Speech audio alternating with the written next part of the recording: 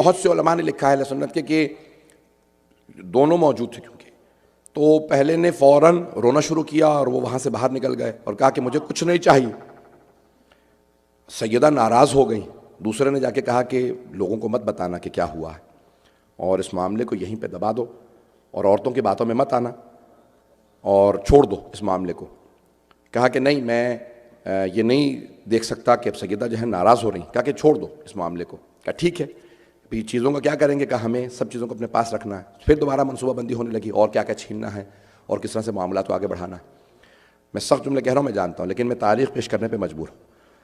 یہاں تک کہ وہی جو روتے ہوئے نکل گیا، ایک مرتبہ موت کے وقت مروج الذہب میں ہے، بڑے بڑے علماء نے لکھا کہ بار بار جب بیمار تھا تو بے ہوش ہوتا، ہوش میں آتا تو ایک ہی بات دہراتا، اے کاش میں نے 3 کام نہ کیے ہوتے. تو پوچھنے والوں نے پوچھا کہ کون سے، سنیں گے نا؟ میں جانتا ہوں میں آج سخت باتیں کہہ رہا ہوں، لیکن سن لیجیے گا. چاہے بے شک نشر نہ کریں، مجھے وہ نہیں ہے. صرف میں اپنے بچوں کو بتانا چاہتا ہوں کہ ہماری تاریخ کیا ہے، کیوں ہمارا اتنا سخت موقف ہے. تو ایک مرتبہ کہا کاش میں نے 3 کام نہ کیے ہوتے، مجھے صرف ایک کام کو پیش کرنا ہے.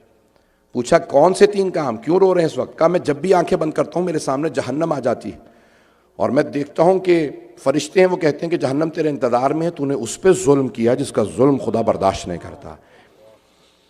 کہا کاش میں نے 3 کام نہ کیے ہوتے. کہا کون سے 3 کام. کہا کاش میں فاطمہ کے دروازے پہ آگ نہ لے جاتا، میں در سیدہ پہ آگ لے کے نہ گیا ہوتا. اے کاش میں نے دروازے کو آگ نہ لگائی ہوتی. یہ آگ میرے لیے جہنم کی آگ کا سبب بن گئی ہے. کیوں؟ اب نظر آ رہا ہے سب کچھ. کئی ایسے گناہ ہوتے ہیں جس کے بعد توبہ کے دروازے بند ہو جاتے ہیں. میں ایک جملہ پیش کرنا، ایک واقعہ تاریخی پیش کرنا چاہ رہا ہوں، اگر سنیں گے. اس کو ہمارے بہت بزرگ علماء نے لکھا ہے. میں حوالہ جات دیکھ کے آیا ہوں، سند کو دیکھا کہ دروازہ بند کر رکھا ہے. ایک گھر ہے انہی کا، دوست موجود ہے، کچھ داماد موجود ہے. زبیر داماد تھا پہلے خلیفہ کا، ایک دوست سے دوسرے خلیفہ. بہرحال کچھ لوگ بیٹھے آپس میں باتیں کر رہے ہیں کہ اچانک ایک بزرگ ہستی نمودار ہوتی،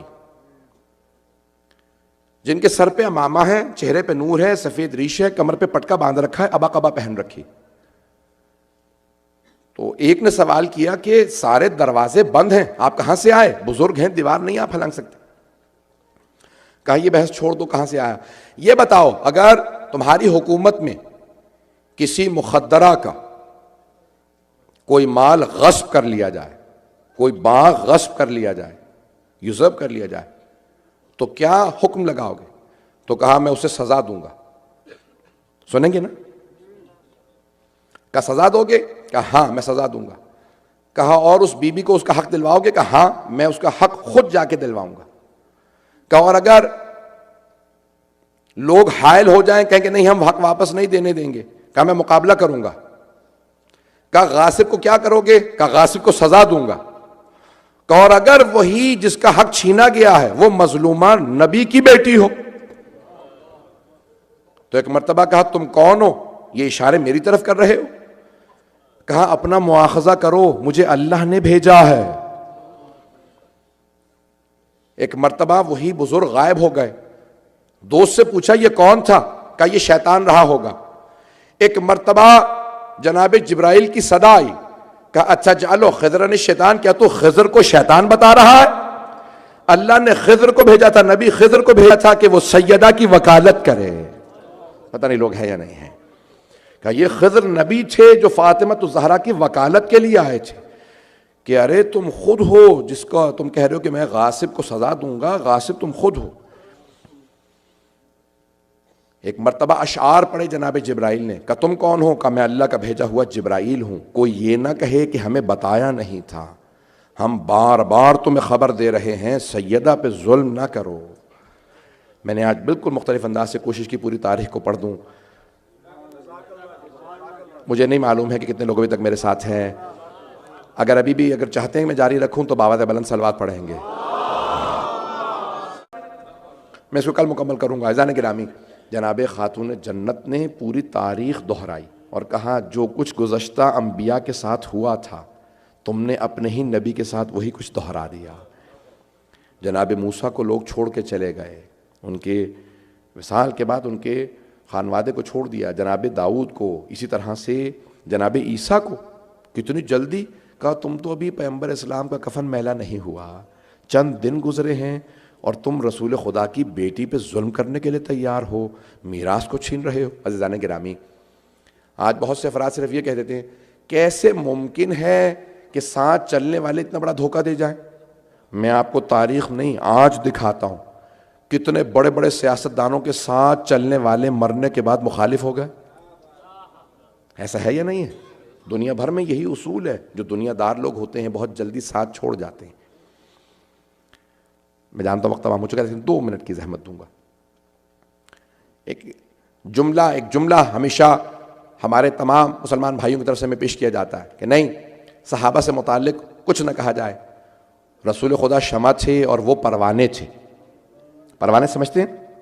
موت، یہ پتنگے، یہ پروانے جب چراغ جلاتے ہیں نا رات میں تو وہ سارے آ کے یہ موت آ جاتے ہیں، جب چھوٹے چھوٹے کیڑے آ جاتے ہیں روشنی پہ باہر۔ یہاں تو بہت موسم ہی ایسا ہے کہ یہاں کیڑے مر جاتے ہیں ویسے ہی۔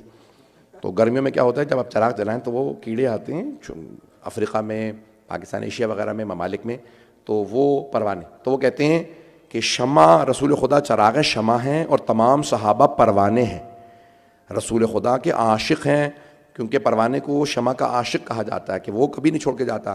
تو وہ کہتے ہیں کہ نہیں، یہ سارے صحابہ عاشقان رسول خدا کے چاروں طرف پروانوں کی طرح سے رہتے تھے۔ بہت ہی بری مثال دی ہے انہوں نے، اور انہیں خود سمجھ میں نہیں آ رہا کتنی بری مثال ہے۔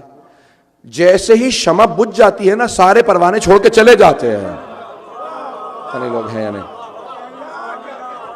پتہ نہیں لوگ ہیں یا نہیں ہیں۔ جیسے ہی شمع بجھتی ہے سارے پروانے چھوڑ کے چلے جاتے ہیں۔ یہی جناب رسالت میں آپ کے ساتھ ہوا۔ بس جب تک شمع جلتی رہی سارے اطراف میں تھے، جیسے ہی شمع بجھی سب چھوڑ کے چلے گئے۔ ہم جو چھوڑ کے چلے جاتے ہیں، چاہے میدان جنگ سے چھوڑ کے بھاگ جائیں یا شہادت کے بعد چھوڑ کے چلے جائیں، ہم چھوڑ کے بھاگنے والوں کو نہیں مانتے، ہم ساتھ رہنے والوں کو مانتے ہیں۔ بات پہنچ گئی ہے عزیزان گرامی؟